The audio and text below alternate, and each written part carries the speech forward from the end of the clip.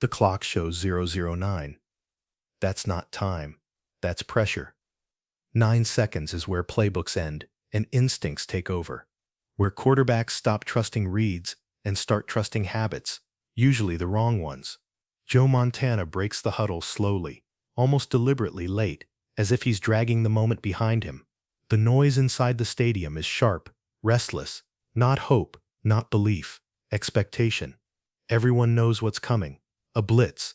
The defense has been threatening it all drive, showing pressure, backing out, then showing it again, conditioning the offense to expect chaos. This time they won't fake it. Montana knows that before he even reaches the line. He lines up under center and looks left, then right, then back to the middle. What he sees isn't movement, it's certainty. The linebackers are too forward on their toes. The nickel corner isn't disguising anymore. He's already leaning, weight shifted, eyes locked on the backfield. The safety creeps down half a yard and stops, frozen like a sprinter waiting for the gun. They're coming, and they're sure. The sideline is shouting. Coaches waving arms, signaling urgency. Someone yells the clock again, louder this time. 9 seconds. Montana doesn't turn his head. He doesn't rush the count. He lets the defense sit in its confidence, because confidence is noisy, and noise always leaks information. He adjusts his feet slightly, not enough to be obvious, just enough to see who flinches. A linebacker tightens his stance. There it is. Montana exhales through his nose. He doesn't need to change the play. Not fully, just a tweak. He leans forward and says one word,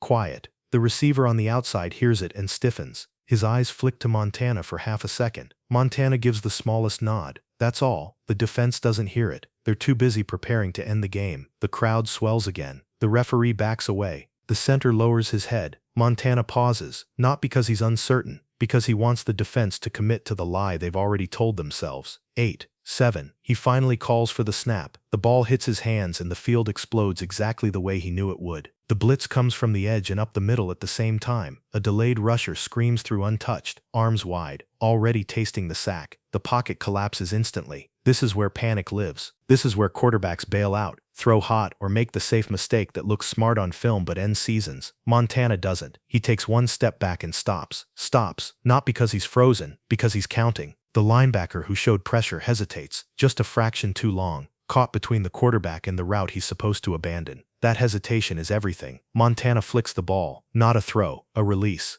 It travels less than 10 yards, but it slices straight through the space the blitz abandoned. The receiver turns late, hands already up. Catch. He's hit immediately, driven backward as the clock bleeds down, but the ball is secure. The chains move. First down. The stadium goes silent, not all at once but in pockets, like people are checking their watches, trying to understand how 9 seconds just turned into possibility. Montana jogs back to the line. No celebration, no eye contact. He knows what the defense is feeling now. Regret. They showed their hand, and worse, they showed it early. The defensive captain is shouting, pointing, angry. The coordinator is waving, trying to reset them, but the damage is done. Because once a quarterback sees your best punch before you throw it, the rest is just timing. Montana looks at the clock again. Of 05. Enough. The play comes in. This time he doesn't change a thing, because the defense will. They're rattled now, second guessing, wondering which pressure is real and which one he's waiting for. That's the trap. Montana steps under center again. Same posture, same calm, different outcome coming. The defense shifts late, trying to hide uncertainty with movement. Safeties rotate, corners back off a step. Too much movement. Montana smiles inside his helmet. They've lost their nerve. The ball is snapped, and 9 seconds after seeing the blitz before it happened, Joe Montana is about to make them pay for believing certainty beats awareness. The defense doesn't look confident anymore. They look busy, hands waving, voices overlapping, helmets turning side to side, searching for confirmation that never quite arrives. That's what 9 seconds of clarity does. It steals certainty and replaces it with motion. Joe Montana sees it immediately. Busy defenses make mistakes. He steps back to the huddle, calm as ever. No speech, no reminder of what just happened. He doesn't need to. Everyone felt it, the sudden shift from inevitability to opportunity. The receiver who caught the ball is breathing hard, eyes wide. A lineman wipes sweat from his face mask and mutters something under his breath that sounds like relief. Montana gives them the next play. Simple, balanced, deadly. They break. The defense resets quickly, but the speed feels forced now. They're trying to look aggressive without being exposed again. Safeties hover instead of creeping. Linebackers rock back on their heels, unsure which step comes first. Montana steps under center and scans. What he notices isn't alignment, it's hesitation. The linebacker who hesitated on the blitz last play is cheating outward now, guarding space that didn't exist before. The safety who had crept down earlier is staying deep, refusing to be fooled again. That's the cost of doubt. The defense has widened itself. Montana knows what that means. He lets the snap count stretch. One extra beat, just long enough for the defense to show which version of themselves they've chosen. They flinch, not forward, backward. There it is. The snap comes. This time the pocket forms cleanly. Too clean. Montana doesn't rush. He takes his drop, shoulders level, eyes patient. The route develops slower than the crowd wants. You can hear it, an anxious murmur rising, urging him to throw it away, to get rid of it, to not waste time. Montana waits. The receiver clears the linebacker's zone. The safety is still deep, protecting against the ghost of the last play. Montana fires. A strike to the middle. Another first down. Now the clock is the only enemy left. 0-4. The chains reset. Officials hustle. The defense looks to the sideline again, desperate for instruction that can't change what's already happening. Montana jogs forward, eyes briefly flicking to the scoreboard. 4 seconds is enough, if you know where to go. In the huddle, brief now, almost ceremonial, someone finally says it out loud. They don't know. Montana doesn't smile. He just nods. That's not arrogance. That's awareness. The defense lines up heavy this time, crowding the line, trying to erase space with bodies. Corners press. Safety split deep. They've overcorrected. Montana adjusts his grip on the ball and leans forward. He doesn't change the play. He doesn't need to. He lets them live with the correction. Snap. The rush comes late, hesitant, controlled, cautious. No one wants to be the one who guesses wrong again. That hesitation buys Montana exactly what he needs. A step. Just one. He steps into the pocket and releases. The ball travels on a flat line, threading between hands that arrive too late. The receiver turns, catches, toe taps, out of bounds. The official's arm goes up. The stadium explodes. Not in chaos, but in realization. They're going to win. Montana walks toward the sideline now. Helmet still on. Eyes downfield like the play is still unfolding. Coaches are shouting. Players are jumping. Someone grabs his shoulder pad. Man, you saw it, didn't you? Montana finally looks at him. They showed it. That's always the answer. Back on the field, the defense stands stunned. They did everything right, except trust their own disguise. They blinked, and Montana didn't. The final play is almost anticlimactic. A routine snap. A clean kick. The ball sails through the uprights as time expires. Game over. But that's not the moment people will talk about. They'll talk about the blitz, about the 9 seconds, about how Montana saw pressure before it existed and turned it into space.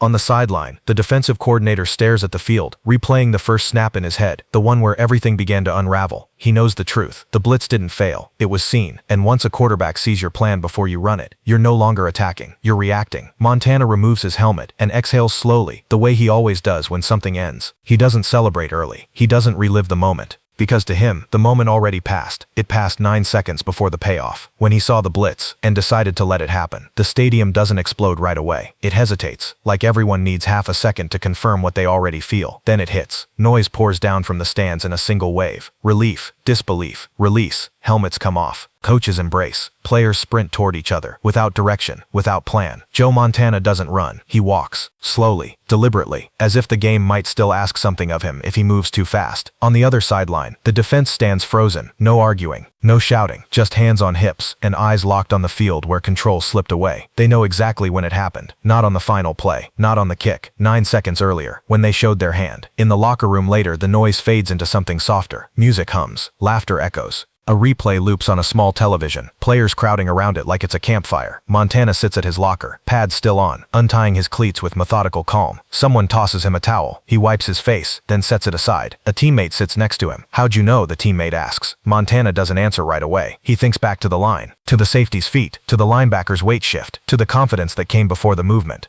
"They told me," he says finally. That's the part most people never understand. Defenses don't hide with silence. They hide with motion. And when motion turns confident, when it becomes impatient, that's when it speaks the loudest. Years later, defensive players who faced Montana will say the same thing in different words. "He made you feel early," one says. Another puts it more bluntly. "You felt like you had to do something. And that's when he got you." That's the paradox of Joe Montana. He never forced defenses into mistakes. He waited for them to convince themselves. The blitz that night was sound, aggressive, well-timed. Against most quarterbacks, it would have ended the game. But Montana didn't see pressure. He saw intention. And intention is easier to beat than speed. Coaches around the league study the film for years. They slow it down, freeze frames, draw arrows. They search for something technical. They don't find it. Because the real difference happens before the snap, before the ball moves, before the rush begins, before panic can enter the quarterback's hands. Montana wins the moment there. That's why he's different. Not because he throws harder, not because he runs faster, but because he refuses to let urgency rush his thinking. When asked about reading blitzes later in his career, Montana gives the same answer every time. They show it. People laugh. Analysts nod politely. But defenders know what it means. It means you talk too much with your body. It means you wanted the play to end. And Joe Montana never lets you end it on your terms. 9 seconds doesn't sound like much, but in that window, a quarterback saw the truth, trusted it, and waited just long enough for certainty to turn into regret. The game didn't swing on a throw. It swung on recognition. That's why this moment endures. Not as a highlight, but as a warning. If you show Joe Montana what you're about to do, he won't stop you. He'll let you do it, and then he'll make you pay. The clock hit 0. The crowd roared. The scoreboard changed. But the game was already over 9 seconds earlier. When Joe Montana saw the blitz and decided not to fear it, and long after the locker room empties, after the interviews end, and the stadium lights dim, the moment keeps traveling. It travels into film rooms, into scouting reports, into the quiet thoughts of defensive coordinators who will face Joe Montana in the future. Because what happened in those 9 seconds wasn't just a play. It was exposure. Defenses begin adjusting after nights like this. They talk about disguises, about patience, about not tipping intentions too early. But intention is hard to hide when the clock is loud. That's the irony. The less time you have, the more you reveal. Montana understood that better than anyone. He never rushed the snap to beat the clock. He let the clock pressure the defense instead. That's what made him dangerous. Not the arm, not the accuracy, the timing of his calm. Teammates will later say that when Montana was under center late, the huddle felt different, quieter, smaller, like the world had narrowed to one decision. He made you feel like we already won, one receiver recalls. Not because he said it, because he acted like it. That confidence didn't come from arrogance. It came from preparation layered with restraint. Montana didn't need to dominate moments. He needed to understand them. That's why blitzes never scared him. A blitz is a confession. It says, we don't want to wait. Montana always did. Years later, when asked what separated him from other great quarterbacks, a former defender answered without hesitation. He never rushed us, the defender said. We rushed ourselves. That's the quiet legacy of this play. Not fear, not flash, control. 9 seconds became enough time for Joe Montana to do what he always did best. Let the game reveal itself, then step exactly where it opened. The blitz came, the defense committed, the space appeared, and Montana didn't fight it. He used it. That's why this story still matters, because it reminds everyone watching, players, coaches, fans, that the biggest moments don't belong to the loudest or the fastest. They belong to the one who sees first, the one who waits, the one who understands that pressure doesn't demand action. It demands clarity. The clock expired, the outcome locked, and somewhere between the snap and the silence, Joe Montana did what he'd done his entire career. He stayed calm and made certainty pay for revealing itself.